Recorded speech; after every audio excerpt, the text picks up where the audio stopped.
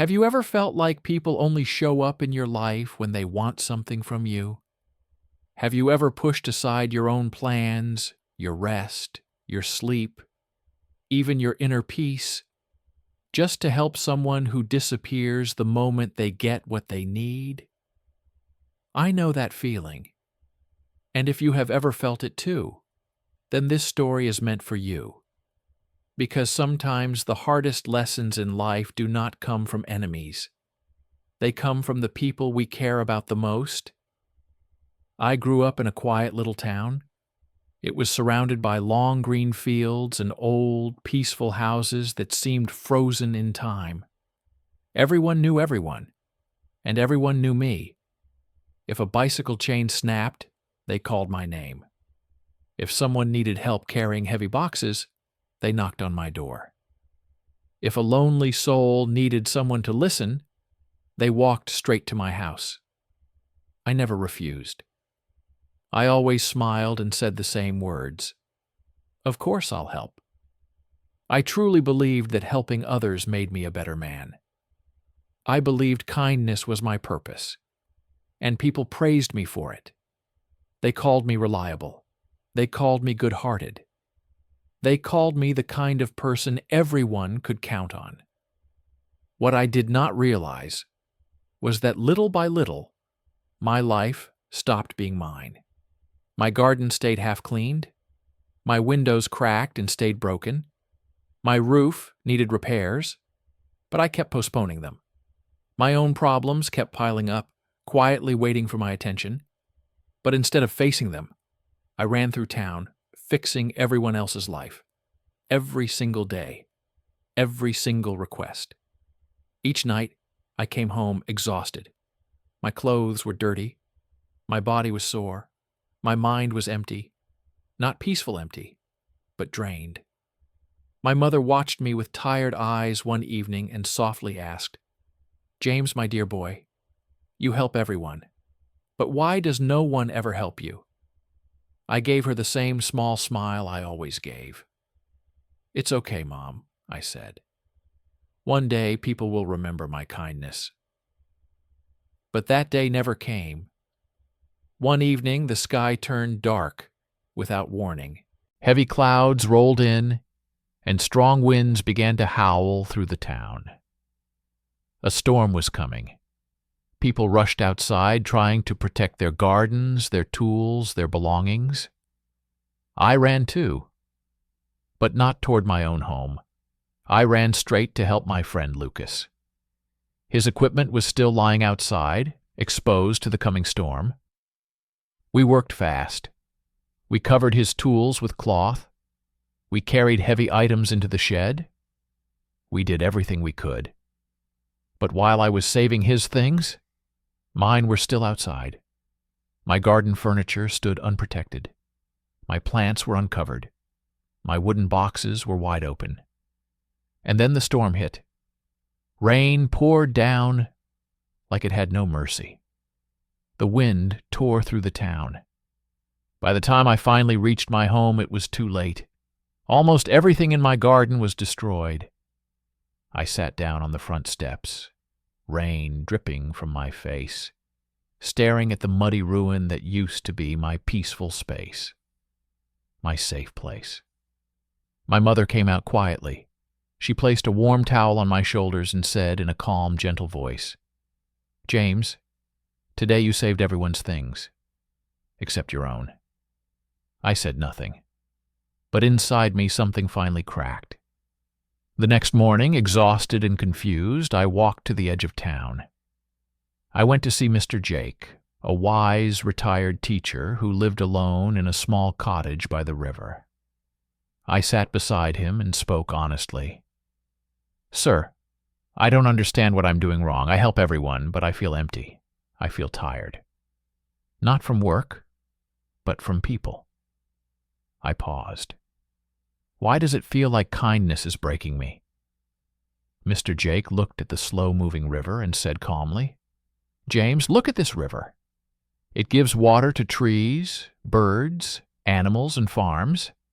It serves everything around it." Then he turned to me and asked, But when the rain becomes too much and the river forgets its limits, what happens? I thought for a moment. It floods, I said. It destroys everything. He nodded. Exactly. Kindness, without boundaries, becomes self-destruction. He looked at me with gentle seriousness. You are kind, James, but you have no limits. You run everywhere for everyone and nowhere for yourself. Then he said the words that stayed with me. You think saying no is wrong, but sometimes saying no is the most honest form of self-care. I listened as he continued. For the next 7 days, do not say yes immediately. When someone asks for help, pause. Ask yourself this. Will helping them harm me? Will I lose time, peace, or energy that I need for myself? If the answer is yes, he said softly, then say, not today. He looked at me and smiled. Try this, James, and watch what happens. The next morning felt different. Not louder, not easier, just clearer. Around midday, Lucas rushed toward me, his voice urgent. James, please help me move a heavy box. I really need you. I looked at him. Then I looked at my own broken fence. The same fence that had been waiting for repair for months. The same fence I kept ignoring while fixing everyone else's problems. My heart wanted to say yes. That old reflex was still there. But then I remembered Mr. Jake's words. I took a slow breath, and for the first time, I chose myself. Lucas, I'm sorry, I said calmly. Today I need to fix my own fence. I can help you another time, but not today. He stared at me like he had never seen me before. You're saying no? He asked. You never say no. I nodded quietly. Lucas walked away, clearly upset. And yes, I felt a small sting of guilt, but I stayed where I was. I didn't chase him. I didn't explain myself again. I focused. A few hours later, the fence that had been broken for months finally stood strong, solid, finished, and something unexpected happened inside me. For the first time in a long while, I felt proud, not praised by others, proud of myself. The next day, 2 neighbors came by, small requests, carrying shopping bags, fixing a chair, simple things I would usually drop everything for. This time, I politely declined. I explained that I was busy with my own work. That evening, instead of feeling drained and used, I felt light, calm, at peace. A quiet stillness settled in my chest, the kind I hadn't felt in years. On the 4th day, the sky turned gray again. Heavy rain began to fall, and then I noticed it. My roof was leaking. I stood there listening to the rain, almost expecting a knock on the door, like all the times I showed up for others. But no one came, not one person. For a moment, I could have felt angry, but instead, I felt something new, strength. I picked up my tools and climbed up to fix the roof myself. It wasn't easy. It took time. It took patience. But when I finished, I sat beneath that repaired roof and whispered quietly, so this is what it feels like, to depend on myself. Days passed, then weeks, and slowly I became a different man. I stopped running the moment someone called my name. I stopped trading my sleep and my peace for people who never truly cared. I began waking up early. I took care of my garden. I cleaned my house. I invested time in myself. And then something surprising happened. People started respecting me. Lucas began solving his own problems instead of relying on me. Neighbors stopped calling for every little thing. The town stayed friendly, but no one treated me like a tool they could use whenever they wanted. My house looked better. My garden grew beautifully. My face looked fresher.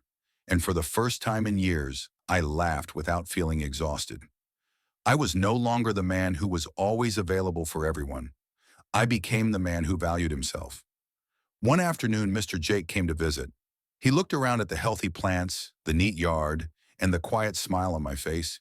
He asked softly, "So, James, did the world fall apart when you stopped saying yes to everyone?" I smiled. "No, sir," I said. "If anything, my world finally started coming together."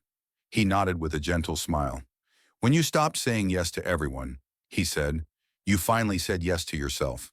And that is when life begins to change. So tell me, my friend, are you like I was? Do you give too much?